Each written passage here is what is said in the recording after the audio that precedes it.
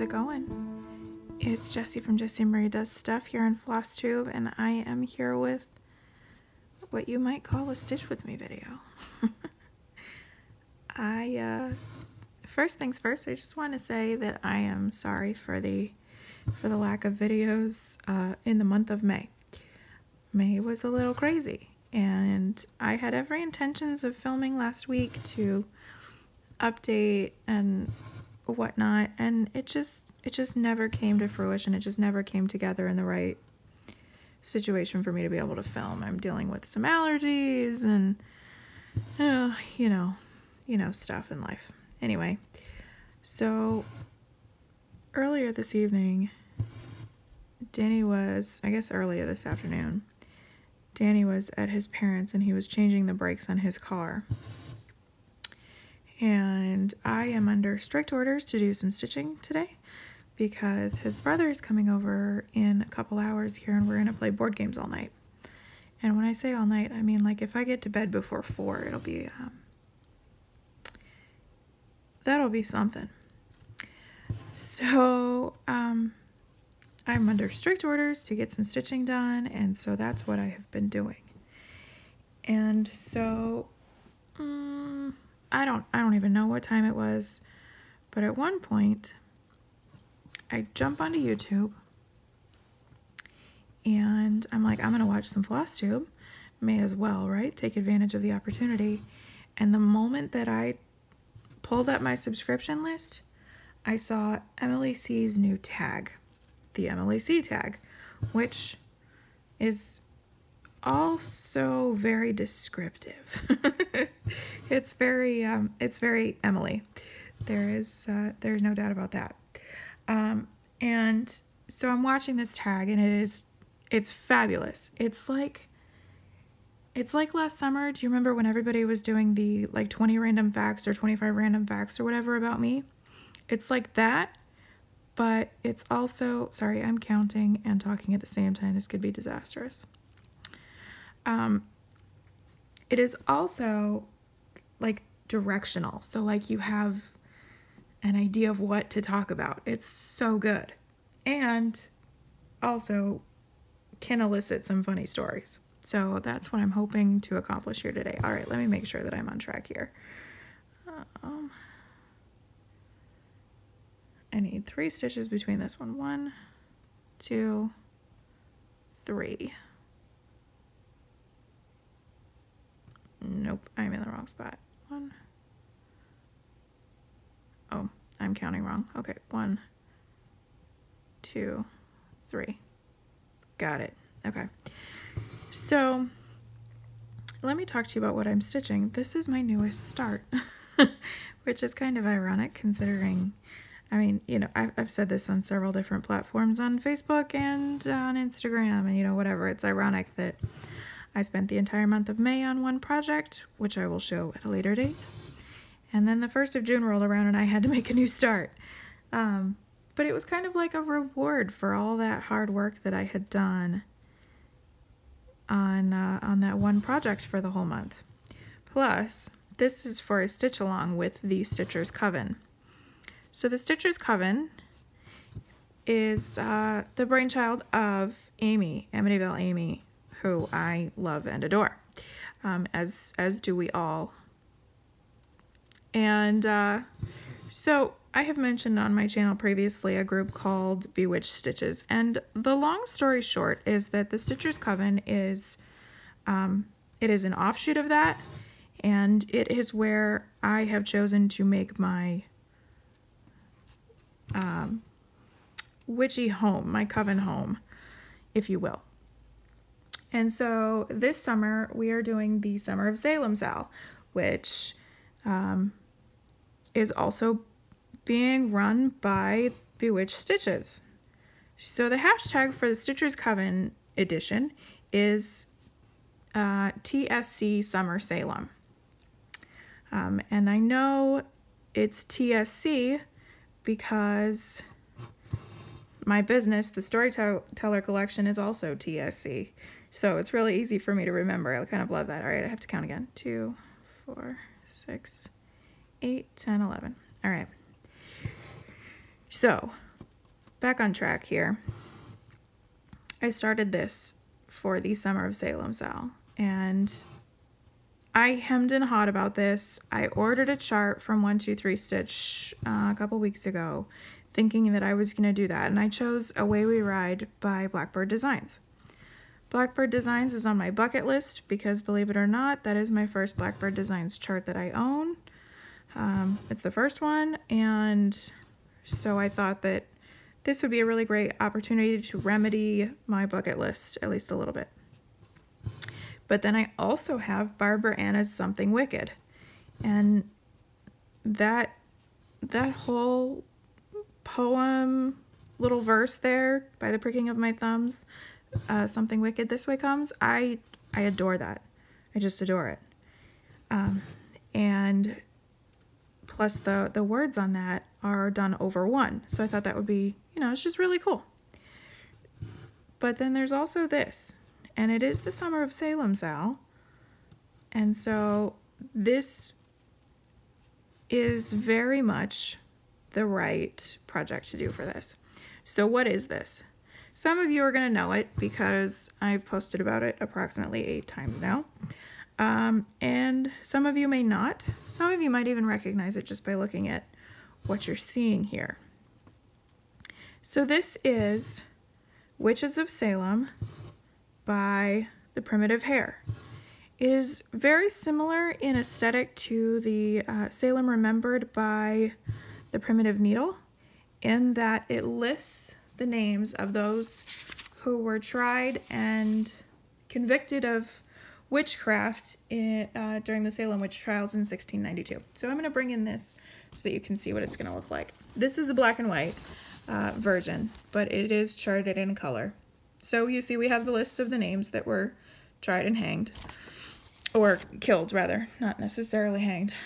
And so then we have that up there, and this gorgeousness down here. I love the figure in this. I love that she's faceless. I love that her dress is in rags. I love everything about that. I also really love the tree.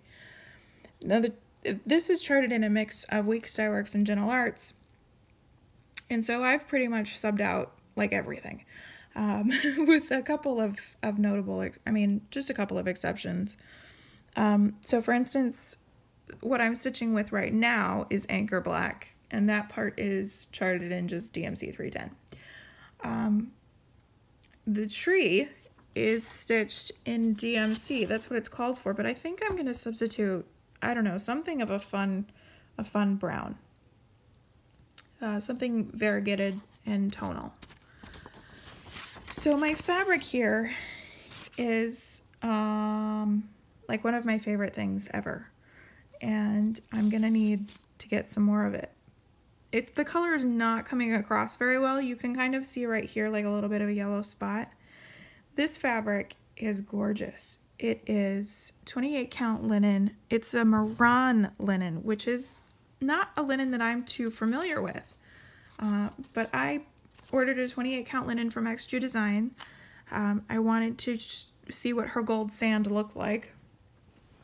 So I'm going to slip the cover back. That was not as graceful as I wanted it to be. There we go. Okay. So I wanted to try her gold sand, and she didn't have it available in a different count. And I know that you can contact Jickus and she will dye up whatever you want, pretty much in whatever you want. But I was just giving her a try just to see what all the fuss was about. So I just wanted to order what she had on hand. And the color is just stunning. It is so beautiful. It is just a pale neutral with a yellow tone, and then there are spots of golden yellow and spots of like a dusty gray. Oh, it's so good. But the part that I'm working in right now is like the most basic. Like, it's plain, it's practically cream, and it doesn't help the harsh lighting that that I'm operating under here. So yeah. So the part that I'm working on is Witch House, the Witch House, and I thought that this would be really great to stitch on while answering Emily's tag, because I can just pretty much just go for it and hope that I don't miscount, because I hear that that's what happens in Stitch With Me's. What else was I going to say? Oh, this Maran linen it's been so great to work on. It's a lot like a cashel, but it's like tougher or drier than a traditional cashel. It's got like some bite to it. So I won't be using Weeks Dye Works on this, because I always find that Weeks Dye Works is dry in and of itself, and then to run it through a dry linen, like, it's just gonna shred apart. This Anchor Black is shredding. You might have seen in the intro like a little puff of the thread kind of floated away. Yeah, that happens a lot. That happened up above this. You can't see it, but in the oh, you can barely see it there at the top, right there in the text. Up there it says Gallows Hill. And for that text and all the other text at that point, I used Classic Colorworks Black Coffee. And Black Coffee is a really interesting thread because it's barely tonal. It's pretty solid. And I'll never be able to make it show on camera in any capacity, any tonality to it. Sometimes I think that I can see some grayer spots or some spots that are a little bit more brown, but then I wonder if I'm just seeing things rather than actually experiencing some color variation. But that's okay. It's beautiful, and I'm a big fan. So yeah, I think that's everything that I wanted to say about this. My plan for working on it, I decided that I was going to work on this for 3 days. And my plan is to work on this for 3 days for each of the 3 months. I'm a big fan of the number 3, and it just happens to work out nicely for various reasons to be discussed at a later date. So I thought, okay, so the first 3 days of June, July, and August, I will work on this. And so I looked at the pattern and I said, okay, what's a reasonable goal to set for these first 3 days? And I said, well, let me do the text at the top. So it says Witches of Salem along the very top, and then it says In Memory and Gallows Hill in a smaller font. And my plan was to only work on this for about an hour and then switch to my focus piece for the month. Well, here we are, 3 hours later. I can't put it down. But the main reason is that I'm looking forward to working in some other colors. I'm working on the framework here because then I can color with the color that I picked for the actual facade of the witch house. And I'm going to show you that here in just a second. So I set my goal to just getting the text done in this first little mini rotation here. And I have surpassed that. So goal reached, I guess that's a positive. All right, just a few more stitches of the Anchor Black. That was the other thing. I was going to use just the 310, but with this being a 28 count linen, I wanted good coverage, especially for this part. Pretty sure the framework on a house needs to be pretty solid, even though if you look at pictures of the witch house today, it looks like it's falling apart a little bit. But it's such a cool house. I want to get up there and go see it. Anyway, so I guess I probably 20 some odd minutes into filming, I'm probably going to cut some things out.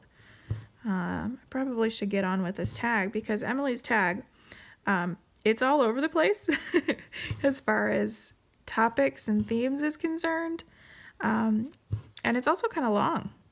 I printed out the questions and it's 2 pages. So just a couple more here.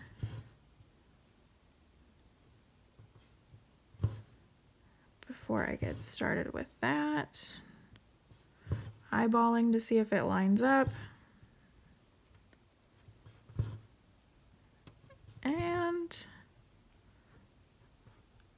Yep, last one. Okay, so I'm gonna pause here. Oh no, I'm gonna show you the threads first and then I will pause. This is something that I like to do when I'm doing these kind of videos. I like to just bring my ends and just pull them out of the way. And then they're parked up over here, and later I'll flip to the back and I'll bring them all and tie them off. Okay, so let me show you my threads here. I still have some more to figure out. And maybe you guys can help me with something. Okay, so first of all, here's the black coffee and what I have left of it. Let's see, do I have my length of anchor? So maybe you can see it, that the anchor black is definitely like a more rich black, and the black coffee is just the barest, a little bit more gray, but hardly noticeable and certainly not once stitched. Anyway, so there's that. So that's the black coffee. Then for the witch house, for the facade itself, I have this gorgeous thread from Color & Cotton. This is Barnwood, and it's this bluey tonal gray color, which is kind of perfect, especially if you Google some pictures of witch house today. So there's that. Then this is a big question mark that I have. For the Tombstone Angel, I might not do this, but I pulled Pebble Beach by Classic Colorworks. So it's kind of got that like limestone kind of color. So maybe, I don't know. I have to convince myself of it. I might use this for the tree. Yeah, I may use this for the tree. Oh gosh, that's coming up way more green than it is to me. So this is also Color & Cotton, and this is dried sage, and it calls for dried thyme for a bunch of things. And this design, I don't have dried thyme. Anyway, this is coming up a lot more green.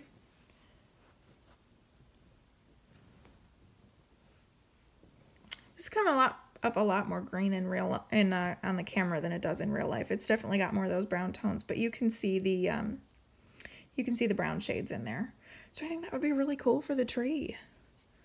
What do you guys think? Or is it too green? It might be too green. I don't know. We'll have to see.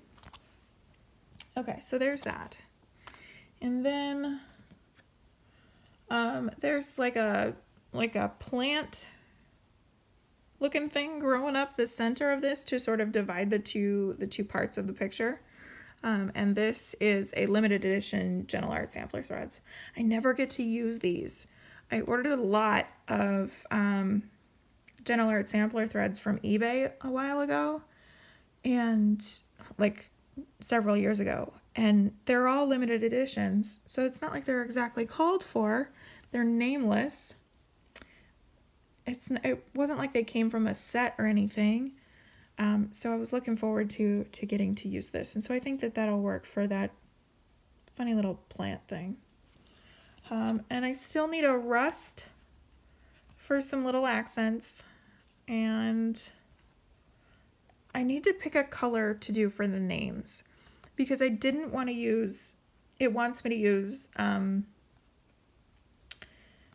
oh, I don't know what it wants me to use. Let me see.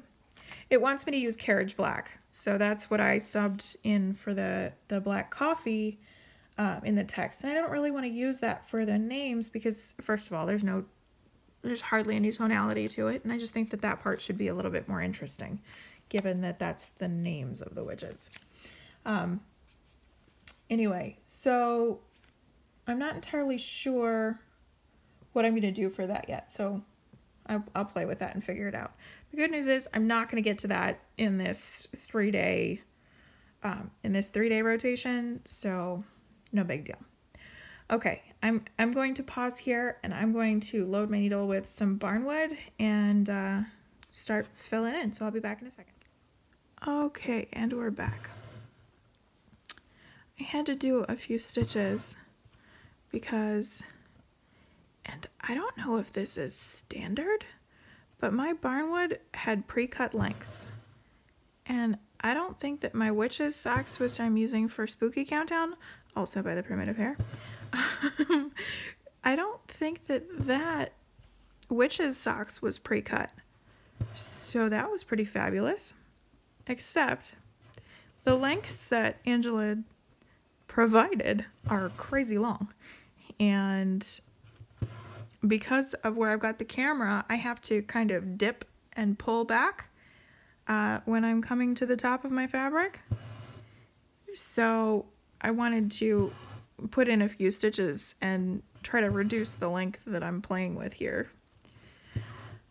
There might be some odd cuts because I have bumped the phone a couple times.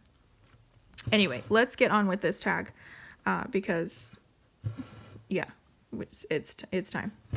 All right, so question number 1, and I probably should have had dinner before doing this, but it is what it is. Okay, question number 1, what is your favorite cereal? And so my favorite cereal, gosh, it's complicated because when I'm being good, Special K vanilla almond all the way. I love that. Or Honey Nut Cheerios. Because heart healthy. But if I'm not being good, then Reese's Puffs. Yeah, my inner 5-year-old is screaming with pure joy at the thought of eating Reese's for breakfast or lunch or dinner or all three. Yeah, so the adult grabs the Special K vanilla almond and lovingly grazes the Reese's Puffs. So yeah. I like, Emily talked about the fact that she doesn't do like milk on her cereal. I like to eat cereal dry, but what I will not do is anything over 2%. And 2% even is really stretching it. When I was a kid, it was skim milk all day, and so I can't do anything more than that. And I know that all of the research has come back and how bad skim milk it really is for you and blah, blah, blah. I know. But, you know, when you go 15 years... Anyway, that's a rant that I don't need to get into. Okay, moving on. What are your favorite pizza toppings? So, this is also a tough question because if it were up to me, my pizza would have mushrooms on it. However, my husband abhors, I hope I'm using that word correctly, but he really hates mushrooms, like hates them. He's not super picky about food, but if there's mushrooms, forget it. So like there's no chicken marsala in my life. There's no grilled mushrooms on burgers unless it's like a situation where we're like making our own, then I might be able to do grilled mushrooms, but there's like never a way to just make mushrooms for one person. Anyway, so I would love like bacon and onions and mushrooms on pizza. But since I can't tell you the last time I had mushrooms on my pizza,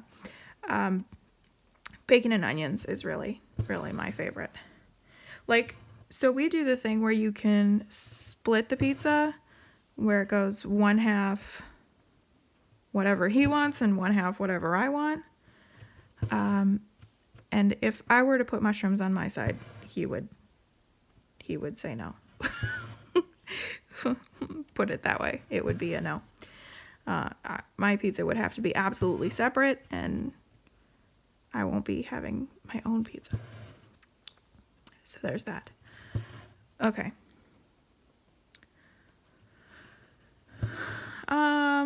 Next question. Question number 3. You're on death row. What is your last meal? Honestly, my first question in hearing that I'm on death row, what did I do? But we'll go with Emily's tag. What is my last meal? Yeah, I should have had dinner. Okay, so there's definitely a steak in there, and it's probably like a 16-ounce ribeye, like bone-in ribeye that no heart healthy conscious person is eating unless they're in really great shape. But as a person with a heart condition, a 16-ounce bone-in ribeye is like on the no-no list. So with all the marbling and everything, in my last meal, there are definitely some loaded mashed potatoes, but like my mom's mashed potatoes. She only makes them on special occasions, major dental surgery, Thanksgiving, and I think Christmas. I think we can sometimes talk her into it, although my family tradition for Christmas dinner is Velveeta lasagna. Velveeta lasagna and mom's mashed potatoes don't exactly go well together, so it's not frequent that we get both at the same time. Anyway, that's not what this tag is about. So mom's mashed potatoes, loaded. Butter, cheese, bacon, sour cream, the works. Let's see, what else? What else would my last meal have to include? Tiramisu, maybe? Or some sort of coffee cake related dessert? Because coffee. If I'm going out, I gotta have some coffee to go with me. Literally. So, yeah. Coffee cake, I think. Because I love a good coffee cake. Oh, I've talked about this before, but those little sweet rolls at Sweetwater, yep, I'm gonna need some of those for my last meal. So I'm getting things from like 18 different places, and that's fine because it's my last meal, and so let's make those taxpayer dollars work. Okay, what else for my last meal? Is there anything else? I mean, let's face it, I am stuffed before I even get to the steak itself. So it's probably all moot at this point. It probably doesn't taste like anything anymore. Okay. Question number 4. I have to be careful how I answer this because my in-laws watch my channel sometimes, and my brother watches my channel sometimes, and my cousin Sky watches my channel sometimes. So, question number 4. It's laundry day. What are your really weird bottom of the drawer underwear? So Emily pitched it like we all have a pair of underwear that like we don't wear unless we absolutely have to, because that's just the way it goes. But like you only wear this particular pair of underwear if you've got nothing else and you're not feeling like that going commando lifestyle. So suffice to say that I have a pair of underwear. I don't know why we call it a pair of underwear. Can we talk about the etymology of that? Why is it a pair of underwear? It's just one. That's so weird. Anyway, I have some underwear in my drawer that was purchased for me accidentally, and is approximately, I don't know, 3 sizes too big. And it is also of the thong variety. So you can imagine how just uncomfortable that is. I mean, it's too much, but then also a thong. Like it's not good.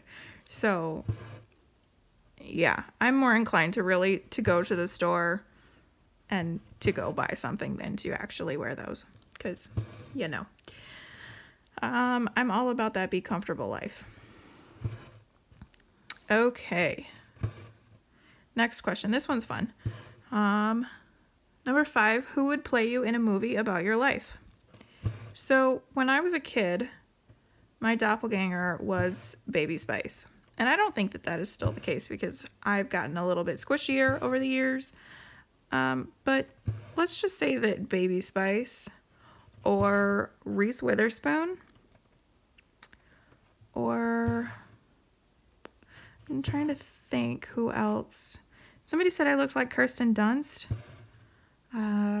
which is cool, I guess. I can't think of Kirsten Dunst without thinking of Bring It On. That's really not fair to Kirsten Dunst. I'm sure she's done some other spectacular things, but her being a cheerleading captain in high school, it's all I can think of her as. So yeah, I think those 3. Maybe you guys have some ideas. Honestly, I would really like somebody funny, but also elegant, like Sandra Bullock. But I look nothing like Sandra Bullock, so such is life. Okay, number 6. What food items do you sneak into the movie theater in your purse or man bag? And yeah, we all do it because movie theater gouging prices, holy cannoli, Batman. But here's the thing. So one of the theaters that we really like to go to, we have 2 in our area, and the one that we prefer is they have a new policy where they check your purse. They go through it before you get in the theater. And I'm not even going to mentally entertain the idea as to the reason why they do that. But like, there is no sneaking anything into that theater. And I say that we prefer it, but so these 2 theaters, when something new comes out, generally speaking, one theater will play it and the other won't. So if there's a movie we want to go see, we go to the theater that has it. That's generally speaking the only way that we can operate. So anyway, like I said, this one theater has this new policy where they go through your purse. So there is no sneaking anything in. And they happen to be the more expensive of the 2 theaters. So that's kind of a bummer. Anyway, so one thing that I do like to sneak in would be a bottle of water. Because ain't nobody got time for $6 for a bottle of water. That's ridiculous. I have also snuck in candy before, because snow caps and jelly beans only take you so far. I hope that wasn't his wedding ring. Danny has decided to do the dishes and he was just running the garbage disposal, and it sounded like it could have been his wedding ring. I guess we'll see. Find out later. So yeah, back to the movie theater question. Bottle of water and candy. I generally speaking like, what am I trying to think of? Cookie dough bites. Love those. Or peanut butter M&Ms. Yep, Emily, I'm right there with you. They are better than Reese's Pieces. I actually had a giant bag of them at the New Jersey retreat that I was going to bring down and set on the table for everybody to share, and I never did. And I was only halfway sad about that because I then took said like family size 2.5 pound bag of peanut butter M&Ms home to enjoy rather than share. Is that mean? It's probably mean. Anyway, yeah. Much love for those. Okay, number 7. What is your perfect vacation? Oh, and I'm trying to rack my brain to think of this. So, I want to travel. I want to see the things and go to the places and experience the experiences. But I haven't. And so I can't tell what my perfect vacation would be. I can tell what some of my favorite vacations have been. So a few years ago, okay, every year my mom and her siblings have what's called a Sibs trip. So she and her 4 siblings, the 5 of them, and their spouses get together for some sort of vacation. When I was a kid, 4 out of the 5 siblings lived in Michigan, and then the one brother, it's the only boy of the 5, he lives out in Albany, New York, in that region. And generally speaking, the Sibs trip would land in Sandusky, Ohio to go to Cedar Point. Except now, all of the Sibs are getting older. My mom just turned 50 and she's the baby. So, and they range in years. My Aunt Colleen is in her mid-70s now, I think. So Cedar Point and riding roller coasters is not too high up on the bucket list anymore. They've done that, been there, done that. So a few years ago, they rented a house in Michigan near the near a lake, not one of the big lakes, but just a little lake, near the Michigan Motor Speedway. I think Bristow? Is it Bristow? Now I'm second guessing myself. Anyway, so when I was really little, my uncle made the decision that no kids were allowed to come to the Sibs trip. It was meant to be an adults-only event. It was meant to be like a getaway for the parents, and so no kids were allowed. So my brother and I ended up with my dad or another family member who was left behind, etc. So then my cousin Sky came along, and that kind of changed a little bit, and then the kids started being allowed to go. Plus, we got to be older, and so the kids were suddenly allowed to go because we weren't kids anymore. We were grown adults. So, to this one lake house we went along with. Danny came with me back then, and it was a really nice vacation because we were just hanging out, watching scary movies because my uncle really likes scary movies.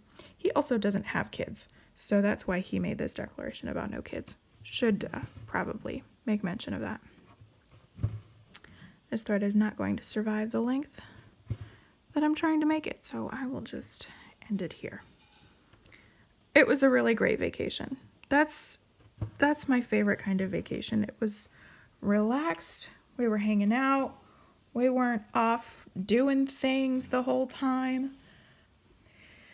My least favorite kind of vacation is the one where you get home and you feel like you need a vacation from your vacation.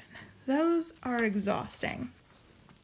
So, my perfect vacation is one that is relaxed and eating lots of really good food because it's vacation. All right, I'm going to flip to the back and attach a new thread, so I'll be right back. That worked out better than I thought it was going to. I never end a thread like in the middle of a row. I don't know. I guess I was just going with it because I'm talking less and thinking about this, or talking more and thinking about this less, rather. But it worked out pretty nice. The color transition's not bad. Whew. Okay. All right. Question 9. No. Question 8. Okay, Emily, I'll answer this question that I never like to answer. It's in every personality quiz in the history of mankind. You're stuck on a deserted island and can have 5 things. What do you have? Here's why I hate this question. I'm gonna go off on this tangent for just a second. I hate this question because I need to know more things about this island. Do I want to leave this island? Or is this an island where I'm like good? Like I'm moving it to this island. Does this island have variable climate? Is there anybody else living on this island? If I want to leave this island, can I cheat the system and have the things that I need to leave the island? Like I just have questions. How big is the island? What is it off the coast of? Because islands are always off the coast of somewhere. Like, where am I? Do I want to leave? I don't know. So I need whoever's asking this question, this very hypothetical question, to answer that before I can be truly honest about what 5 things I have. However, there are a couple of things that I have to have regardless. And that is, I have to have Danny. Because Danny keeps me sane when I'm not. Which is usually. And I have to have stitching because stitching keeps me sane when I'm not, which is usually. And also stitching helps pass the time while I decide if I want to stay on this island or not. And when I say stitching, I mean the whole setup. I mean the stand, the frame, the fabrics, the projects, the access to the internet, all of it. Absolutely all of it. Also, there's an LNS on this island because that's encompassed in stitching. See, I hate this question. I always try to beat it. Okay, so there's my 2 things, stitching and Danny. I would say Thor, but deserted islands are usually stuck somewhere in the sun, and Thor is being a bulldog. He doesn't self-regulate his temperature very well, and so I think a deserted island where he doesn't have access to a fan or air conditioning would be bad news for him. So he can stay here on the mainland where he can find air conditioning.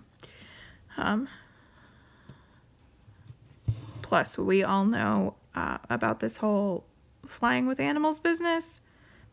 That's the only way that I'm going to end up on a deserted island. I'm never going to be rich enough to buy said deserted island. So, gosh, I am just all over the place with this question. Okay.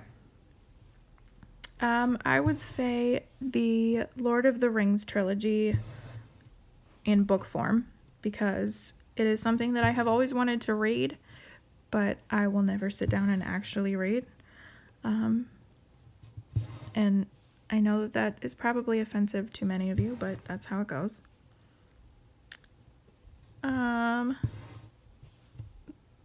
Let's see, what else would I want on this deserted island? What do I need? 2 more things? I mean, like, bare necessities, like food, water, the ability to drink potable water, a jet ski so I can leave, and or recreation. I'm going to say a jet ski because that qualifies for both scenarios. If I want to leave the island, my jet ski will get me. If I don't want to leave the island, a jet ski will be great entertainment. Yep. Jet ski. Excellent.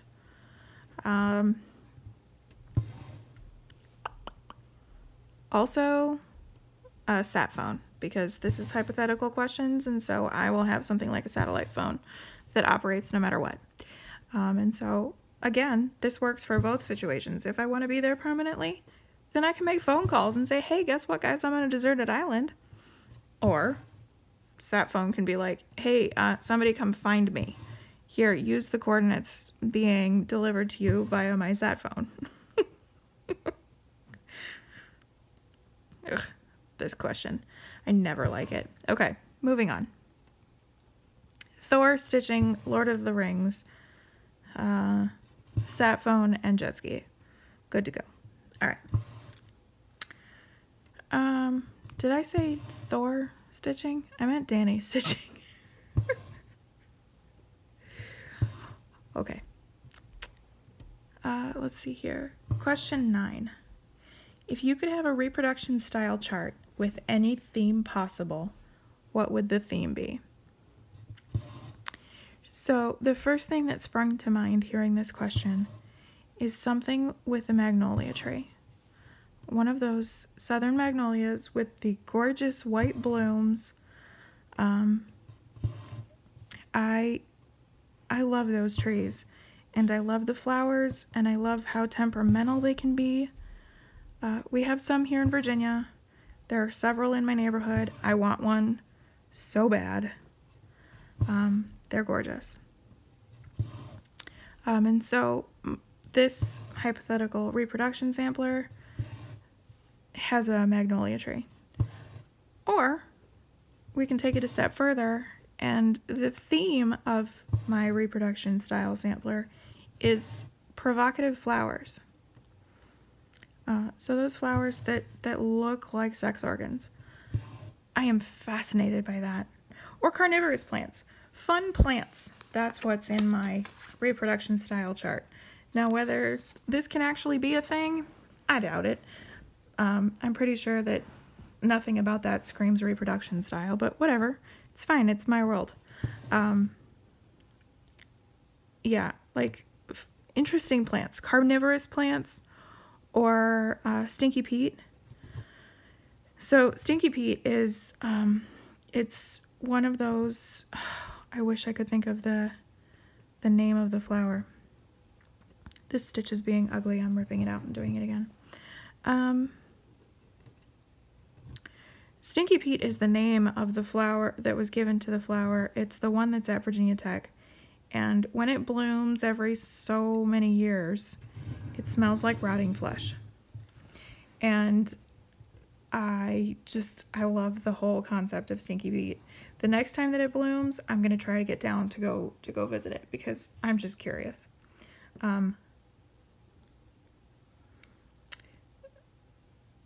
So like a reproduction sampler with fun and interesting plants on it, that would be my jam.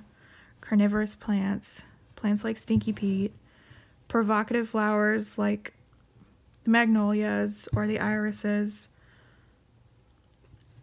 Nora Corbett did one of her flowering, I don't know if it was her Pixie Couture collection or something, but it's a magnolia and I don't love it. I don't love it enough to want to stitch it, so I'm gonna need something else to get my magnolia fix until I can afford to buy a fully grown magnolia planted in my backyard. Yeah, right. Okay. Number 10. Oh, this is the one that Diana wrote. This is interesting. Okay. What is your strangest travel experience? Bonus points if you've ever spent time in a foreign jail. No, I have not spent time in a foreign jail. The only foreign travel I have ever done was to Canada, and let's face it, when you grow up in Michigan, going to Canada is like a rite of passage. Like, it's just something that you do. Interesting travel experiences.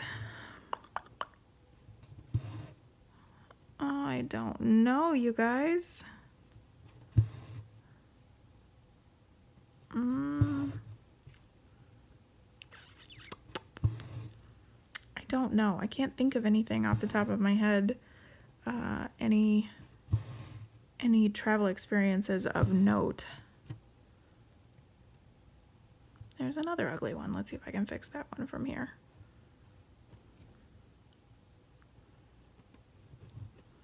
I'm evading the question because I can't think of an answer.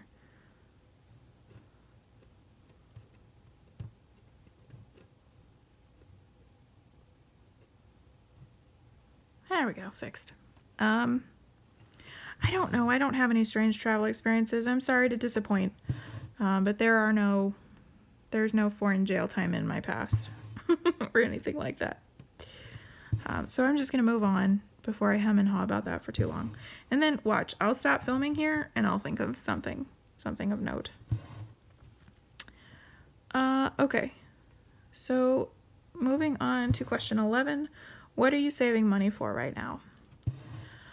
A few things. So StitchCon is here in a couple weeks, but in advance of that, there's also Origins, which is a board game convention that Danny is going to. We are also saving for a new bed, because we badly need a new bed. Our bed right now is the one that I've had since I was in college, and that was 8 to 10 years ago when I got that bed. So yeah, yeah, it needs replacing. We also need a bigger bed. A queen size bed is really great when you're single, and it's not so great when you're married to a human furnace, which I am. I am married to a human furnace. Okay. Sorry for the break there. I knocked the camera real bad. Okay. Back on track. What else are we saving money for? We're trying to buy a new house. Trying to move out of our current neighborhood. Our current neighborhood has its perks and it has its pitfalls. And by pitfalls, I mean, good grief, my HOA is too expensive. And they won't let us build a fence for my dog. And in the family ways, oh, I need my pattern here because I need to pay attention to where my windows go.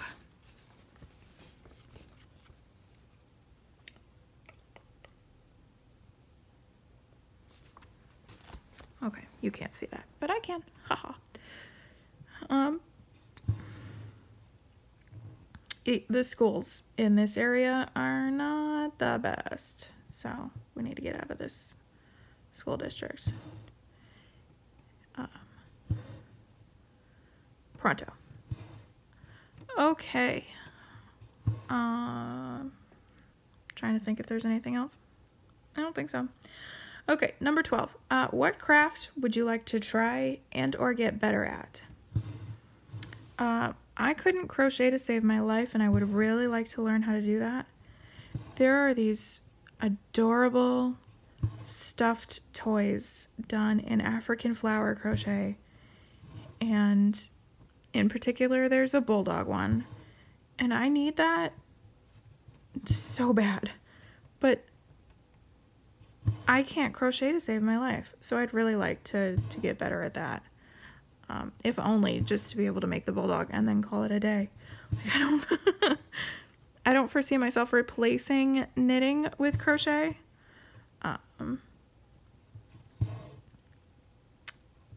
But yeah, I'd like to learn crochet. I would also really like to work on dyeing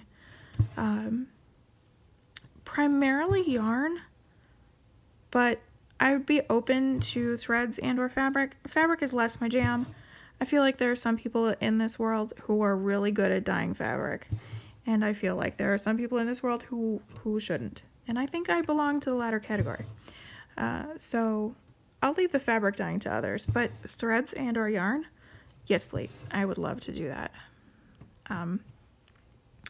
For this design in particular, I was thinking that I needed a nice tonal gray, and this barnwood it's pretty great. You can see the variation. You can also see the holes in the fabric because yay 28 count. But it's a pretty great gray. But I was thinking something more tombstone like, and maybe this is as close as I would get. But I'm thinking of that tombstone angel, and I want that to come across right. So I'm really hoping that the Pebble Beach works, and if it doesn't, then it's back to the drawing board. So all of that to say, I wish that I was proficient at dyeing threads, because then I would just dye what I needed. And that's how I feel about yarn too. Like, there's this new shawl that I just recently started, story of my life, maybe title of my autobiography. And I did not have the yarn stash that I really wanted to be able to do this. And how great it would be for me to just go hit the dye pots and dye what I want. That would be fabulous. Yeah, I would really like to learn to dye yarn and threads. Okay, number 13. This is where Emily is cruel. Emily, you are mean. This is a mean person question. Mean person question. Number 13. If you had to stitch only 3 designers for the rest of your life, who would you choose? Mean, right? Like, just mean. I have 66 projects currently. Obviously, I'm not the queen for narrowing it down. 3. Oh my gosh. Okay, here we go. Chatelaine. I know that for certain. Chatelaine. Yeah, I could stitch chatelaines for the rest of my life. Everything in me wants to say Heaven and Earth Designs because sometimes I need that full coverage. And Heaven and Earth Designs covers an awful lot of artwork. But I don't know that I can choose Heaven and Earth Designs over something else. I also don't think that I can pick Mirabilia, despite the fact that I adore Mirabilia. I just don't know that I can limit myself to just pretty ladies for the rest of my life. I mean, you know, pretty ladies in basically mandala gardens. I don't know that I could do that. I don't know. This is rude. Emily, you're rude. Yeah, I was so excited to do this tag and now I'm like being all cranky about it. Don't mind me. So, all right, Chatelaine is on the list. Then I think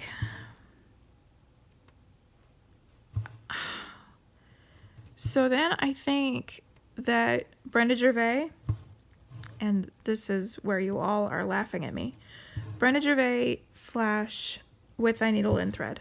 They are the same, so whatever. I'm going with it. Taking both. Ain't no hate. Brenda Gervais, With Thy Needle and Thread. And here's why I say that. Because despite the fact that I have never stitched a Brenda Gervais, and I only just now own my first, I think it's from With Thy Needle and Thread. I think it's under that heading, but I could be wrong. Quaker Handiwork. Here's why I choose that. First of all, I am becoming more and more drawn to that primitive stitching style.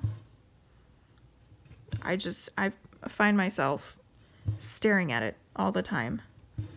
I want to order all of the Blackbird and Plum Street and just all of it that I can't even think of names for. So that would be a reason why I would want Brenda Gervais, but also because With Thy Needle and Thread does some Quaker stuff, and I get a little obsessive about Quaker things every now and again. So why not pick a designer that kind of can handle both in their wheelhouse? And then, so Chatelaine, Brenda Gervais, and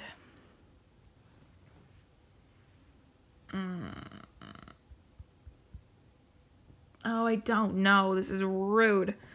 I'm going to say Heaven and Earth because I'm always after that full coverage. I go through these phases where I'm just all about it. And obviously I go through these phases where I'm not all about it, but neither Chatelaine nor Brenda Gervais really offer that style. Not in the same sense that Heaven and Earth Designs does. Plus, Heaven and Earth Designs covers a wide variety of artists and aesthetics. So there it is. Hade, Brenda Gervais / With Thy Needle and Thread and Chatelaine. It's such a weird combination, and I'm sad because Mirabelle is not on the list, but thank goodness this is hypothetical. Okay. I'm going to flip to the back and attach a new thread. Number 14. Dumbest way you have ever been injured. Hi, my name is Jessie and I am a klutz. So, all right. So I know that I've told this story, so I will share this one quickly. Because I know I've told it before. So when I was in high school, I was on the track team. And when I say I was on the track team, there were no tryouts. So if you wanted to be on the track team, you could be. You couldn't qualify for varsity unless you ran an event at a meet and you placed or did well or something. I can't remember the exact rules. So one day in practice, I pulled both of my hamstrings at practice. And thus ended my track career because I wasn't really eligible to wait for them to heal and then to be able to participate in a meet in time. Like, it was out of the cards for me. Fast forward to college years, and sports and I have always had this sort of tenuous relationship. I have always wanted to do sports, but various circumstances in my upbringing have prevented sports. So, be that as it may, we get to college, and Tech has a club crew team. Crew is rowing. I learned that rowing is 90% legs. I'm really strong in my legs. I've never had much for an upper body strength, but my legs? Yeah, I could do that. So, crew grew significantly after this point, and it became a tryout club team. But when I first started, it wasn't that. It was, if you were interested and you had some ability, whatever that actually meant, you were good to go. So early on in the season, we were doing 5 a.m. workouts. Usually it was running because rowing is, like I said, 90% legs and 10% cardio. So, and I guess there's like a little 0.5% thrown in for arms because you do have to have some sort of control. Anyway, so the night before one of our practices, my boyfriend at the time was stationed overseas, and I remember this pretty vividly. I was on a Skype call, and the chairs in our dorms had this rocking ability. And so I'm on this Skype call, and I'm getting bored with the conversation, and I start rocking, and backwards she goes. And it was like in slow motion. So my head didn't hit the ground, thankfully, because like I said, it happened in slow-mo. So like I felt like I had opportunity to prevent myself from hitting my head. However, what did happen is my legs were wrapped around the seat of the chair. And so when I hit the ground, I I guess I tensed up, as you can imagine, and in doing so, pulled my hamstrings again. I guess they hadn't really properly healed, but they also hadn't been tested, and like, you know, so one little shake and yeah, it tore them right back up. So thus ended my crew career. Because, I mean, listen, the coaches weren't going to force me out because I couldn't run the next day, but I couldn't run the next day. And then the next day we were supposed to run stadiums, and I couldn't run stadiums. And I thought, I'm not contributing, and these girls are all getting stronger. So yeah, there was like a level of guilt associated with me pulling my hamstrings and being unable to participate in workouts. So that was the end of my crew career. And much to the pleasure of my roommate, to the end of my 5 a.m. alarm clock. Anyway, so that is one of the dumbest ways I've ever been injured. Falling back in a chair. There's one more that I have to tell because it's a funny story. So when I was, I was a junior, and this one weekend, my boyfriend, a different guy, we had dated in high school when I lived in Michigan, and then attempted to rekindle something while I was in college. And sorry for the shaking there, y'all. I'll try to alleviate that with editing. So he came down to spend the week or weekend, I can't remember how long it was, but down at Tech with me. And I'm actually really grateful that he was there at the time because of what happened. So Friday, I wasn't going to most of my classes that day. This particular semester, I scheduled way too many Monday, Wednesday, Friday classes. And I just wasn't going to do that with my boyfriend in town, so I was just going to skip class. Except I had to go to my Spanish class because I had an exam. So, blah, blah, blah, go to my Spanish class. Now, mind you, this is in September, early October, in Virginia. It's warm. It's sunny. It's beautiful. And this particular day, it really was beautiful. I was walking along. Okay, so if you Google Virginia Tech, the first thing that you're going to see is this wide expanse of green in the center of campus, and it is called the drill field. And the drill field is, it's what separates the residence side of campus from the academic side. It's also been used by the Corps of Cadets over the years for, you guessed it, drills. So apparently the drill field sits several layers of earth above some body of water. And over the years,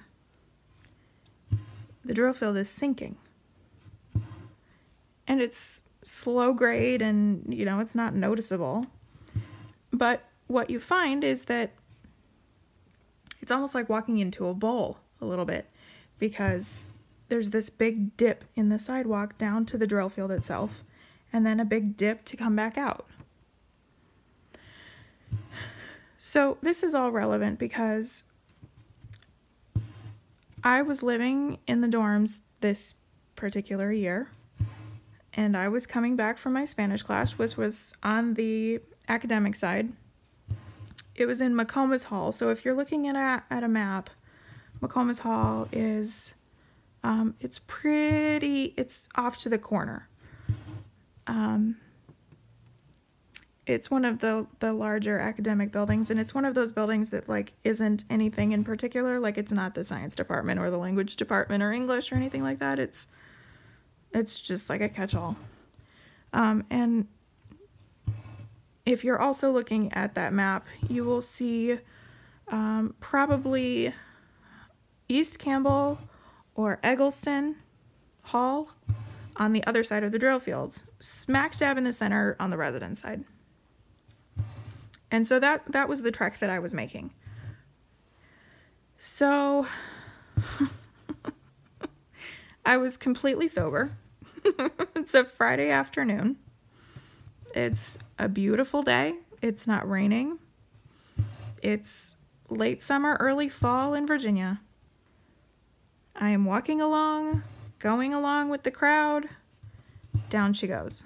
For no apparent reason other than, I don't know, I used my left foot to make a step. Like that's really it. Now, after the fact, I realized that on these sidewalks, there's these like hokey stone bits, because hokey stone is just, it's a part of campus. And so it's a little craggy and it's a little limestone and rough and whatnot. So maybe that's what happened. Maybe I tripped on a jutting edge or something. Who knows? But down she goes. So this is where my boyfriend being there at the time is relevant, because he had to drive me to the hospital because my foot swelled up to 3 times the size in about 5 minutes flat. And I wasn't driving yet. Plus, I wasn't going to be able to drive myself to the hospital. And my roommate and I, we didn't get along very well near the end there. And so I was really grateful that said boyfriend was there, because he could drive. He had rented a car, and so he could drive me to the hospital, where I found out that I had sprained my foot. So I got to wear a boot for, I don't know, like 2 months. Oh, but it gets better than that, because at this time in my college career, I was in organic chemistry and also microbiology. I was a biology major, so science courses. But both of those courses come with labs. I think I was doing physics too. Oh gosh. So I might have had up to 3 labs at the time. And physics wasn't like this. However, micro and organic chemistry, you had to wear closed-toed shoes. Well, my boot was not closed-toed, so I had to wrap my foot in a plastic bag to put into my boot to go to lab. It was the worst. It was the absolute worst. It took me forever to heal because I got tired of the plastic bag scenario, and so I would just put on my regular shoes to go to lab, but then it would hurt, and so I'd be, basically 1 step forward, 2 steps back kind of a situation. But yeah, that's pretty dumb. I sprained my foot. I still have issues with it while I was walking. That's it. Completely sober. Ugh.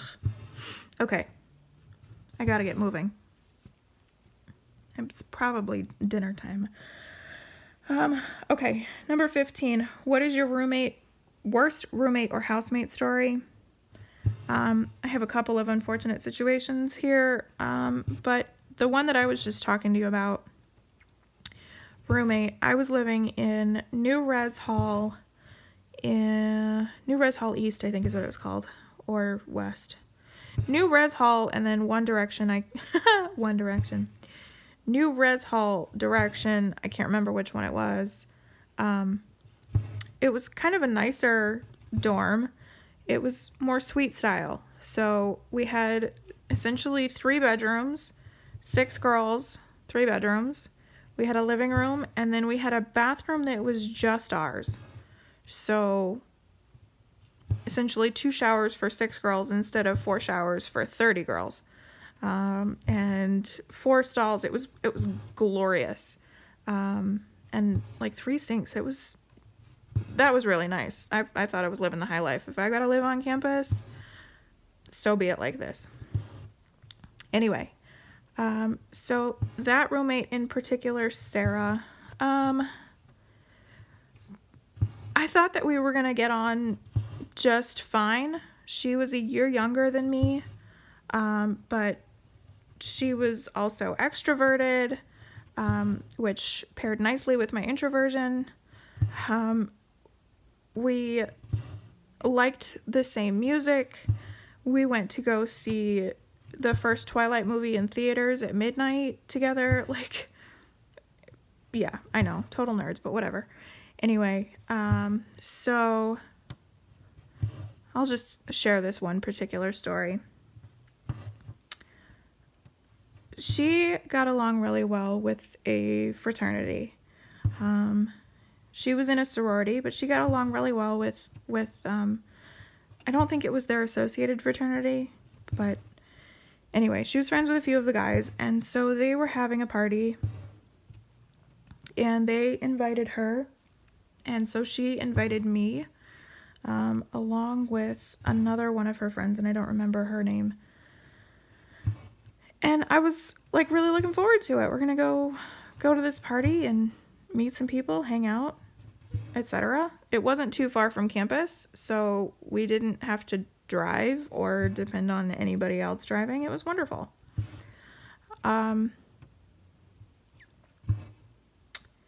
So I imbibed, as you can imagine. It was a lot of fun. We played beer pong, and there were shots and mixed alcohol and all this in the other thing. I got properly blitzed. And so at one point I am in the bathroom getting sick. Yeah, at a frat house getting sick. Be jealous of me. And I'm like, all right, I've got to go home. In a moment of clarity, I'm like, I have to get out of here. I can't be here at a fraternity house getting sick. So I collect myself. My thread is not cooperating. I collect myself to go find my roommate, to let her know that, like, hey girl, time to go. Because we had this sort of deal, like, whenever somebody's ready to go, like, just say it and we're good to go. It'll be fine. So I'm running through this house. It's a 3-level house. My roommate is nowhere to be found. She is absolutely nowhere to be found.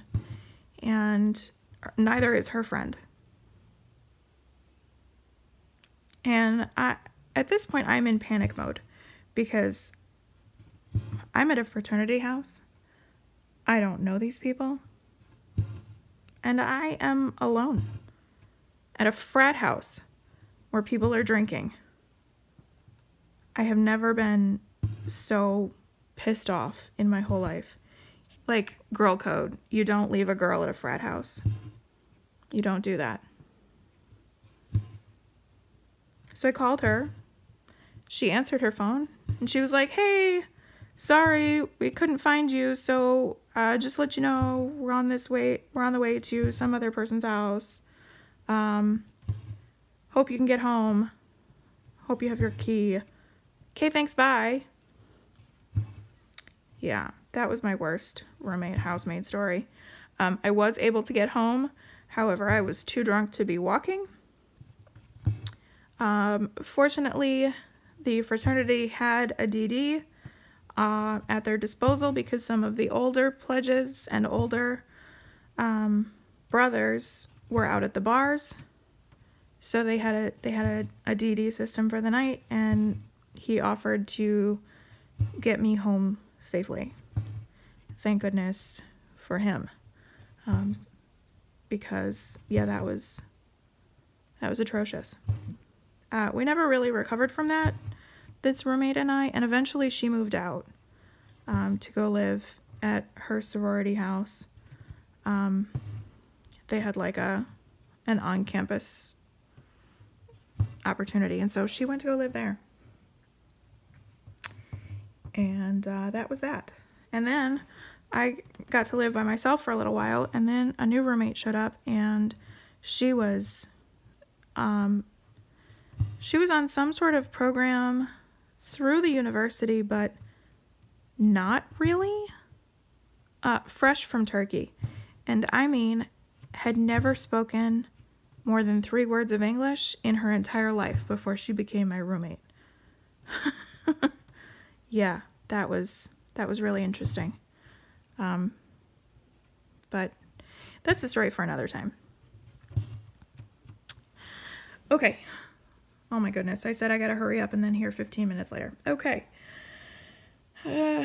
Number 16, you have unlimited income. What does your dream house look like? Insert a picture if possible. I'm gonna flip to the back and then I'll answer that. Okay, and we're back. So, unlimited income, what does your house look like? I don't know what the house looks like, but there are a few things that my dream house has under unlimited income circumstances. And so one of those things is a movie theater style room. It doesn't have to be like some big gargantuan thing, but like big lazy boys, stadium style, huge screen, either projection or just ginormous TV, something like that. Like man cave style movie theater in my house. I love watching movies in the dark. And so yeah, I just think that would be the bomb. Plus one of those like vintage popcorn makers and like a liquor bar. Yeah, I never leave in my house. One of the other things that this house needs is a dedicated craft space, but there's something about it that makes it a little bit different. I want it to be all glass or plexiglass. You know that movie 13 Ghosts? You know the house that was like basically all glass? I want this for my craft room, not for the whole house. That's weird. But for this craft room, because one of my dreams is to literally stitch in a thunderstorm. I mean, like, sit and stitch with a thunderstorm happening all around me. And so if the ceiling is plexiglass and the walls are plexiglass and I can just sit there and enjoy it, yep, that's happiness to me. So, yep. All right. So those are the 2 things that my dream house has to have. Movie theater and like some sort of a glass-walled stitching room. And really, another thing that it has to have is no neighbors for miles. Because I would really like to sit in this glass craft room and not have a care in the world what I'm wearing. Where we are now, my neighbors are too close for comfort. I mean, really, neighbors in general are too close for comfort. But yeah. Yep, no neighbors for miles. And maybe in the mountains, because why not? If we're dream housing, I'm in the mountains. Okay, let's see. Question 17. What song would you want played or sung at your funeral and or memorial? So I've had to think about this, and there are 3 different songs or song categories. So the first is my favorite song, and I have a couple, but I think that memorial or funeral appropriate would be Name by the Goo Goo Dolls. The other of my favorite songs is Uptown Girl by Billy Joel, but that is, I don't think that that's really meant for, that's not really meant for a funeral. But Name by the Goo Goo Dolls is one of my favorite songs ever. The guitar solio? I'm getting tired. The guitar solo at 3:56 at the song, it is everything to me, and it has made me want to learn to play the guitar so that I could just play that guitar solo over and over and over again. So if that song is played at my funeral, then that part is turned up way loud. The second song is a sad song, because I think that we all want to be missed. And so a sad song needs to be at my funeral. And the one that I found that I like the best is a little off the beaten path, I guess. It's a little different. And that is For Good from Wicked the Musical. That song gets me every time. And so basically it's the concept behind the song is that people come into your life and they change you. Maybe not for the better, but they change you for good. And I just, oh, I love that. I love that. So, like, that would be like my words from Beyond the Grave. You have changed my life for good. Whoever you are here at my memorial service, you have changed my life for good. And then the third category is something a little uplifting, something kind of funny, because I always try to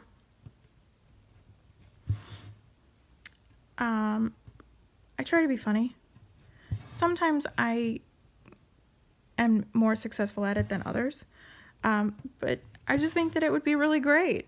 Like, we play this song For Good at my memorial service, and then something ridiculous like the Backstreet Boys, because I was a Backstreet Boys nut when I was a kid, or just something off the wall like hardcore rap. Like, I don't know, I just think it would be great, because then everybody would be like, what on earth is going on? It would also be a really great tribute to like who I am, because music and we get along real well, but I can never, like, I bounce all over the place. So, yeah. Also, I think it'd be really great if Eric Clapton would sing at my funeral, but that would require some extenuating circumstances, and I'm not really prepared for those things. So, yeah. Okay. Question 18. What is your favorite board or card game? That's a fun question, because if you have seen my Instagram stories over these last few months, and I just told you guys that we were probably going to end up board gaming all night,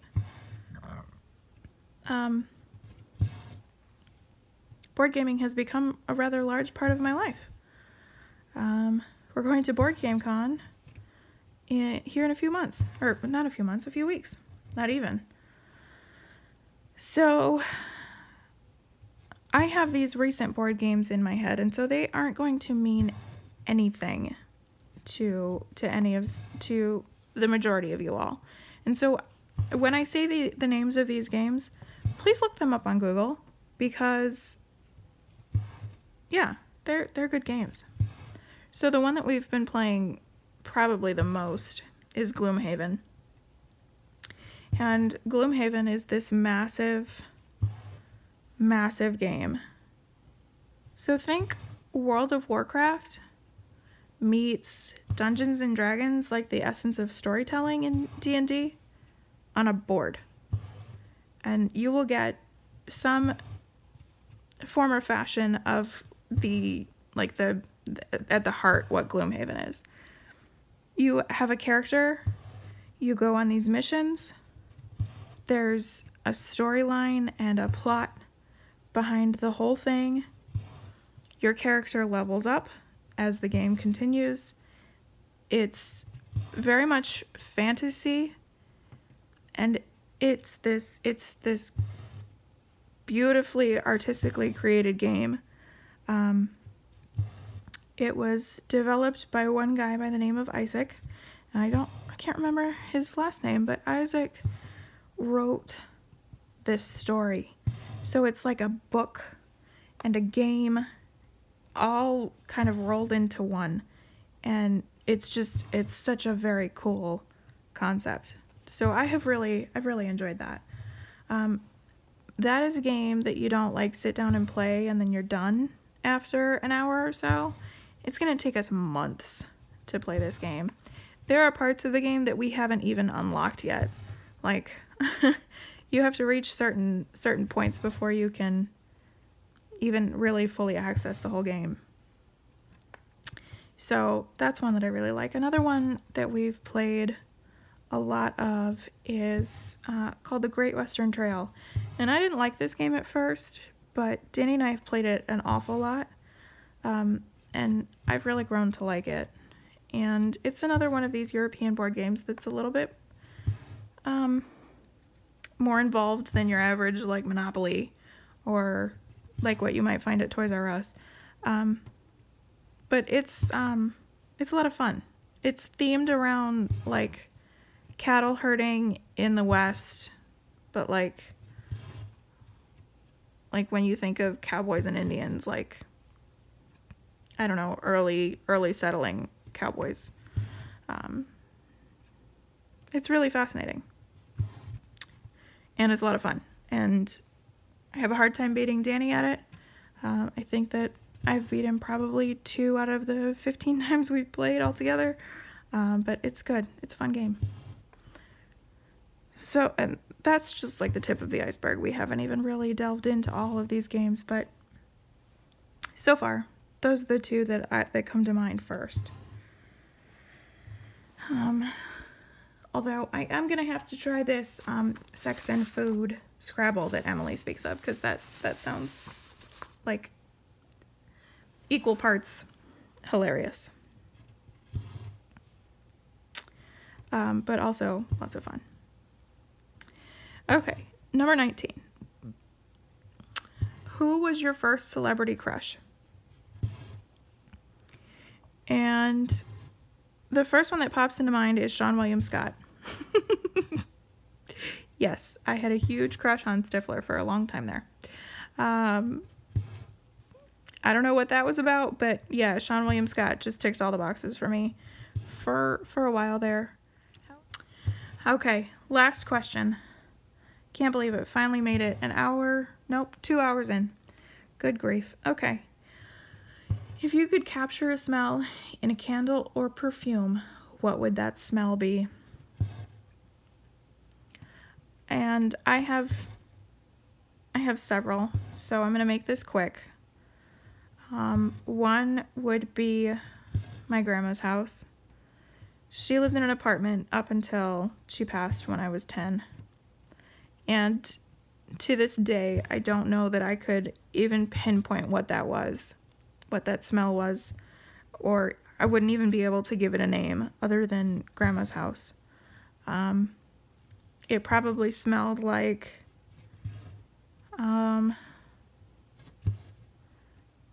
baked mac and cheese with Velveeta. It probably smelled like, boy, did I really goof up that stitch. It probably smelled like my grandpa's cologne or aftershave, although I couldn't tell you what it was. It probably smelled like, I don't know. I don't even know. Probably smelled like my Aunt Colleen's basement, which is kind of a weird thing to say, but my Aunt Colleen inherited a lot of the furniture that I remember from my grandparents' house. And a lot of it ended up in her basement when I was a kid, so I guess that it would smell like her basement. So that would be one. Another would be fall. And I know that there are a ton of candles and perfumes and essential oils or whatever that smell like fall, and I have yet to find the one that I'm after. I have no way of describing what it is that I want. I don't think that words really exist to be able to describe it, but I love all fall candles. Those warm scents and pumpkins and cinnamon is always in there. But that's not everything that fall is to me. I wish that I could bottle up my brain so that I could then maybe have this candle. And you know, even then I don't know that it would be enough. But that is it for me, you guys. I think I've yammered on quite long enough. We'll see when this goes up. Thanks for hanging with me and for listening to me. I do so very greatly appreciate all of you. I hope that you enjoy the rest of your day or your evening or your morning. Happy stitching, and I will see you later this week.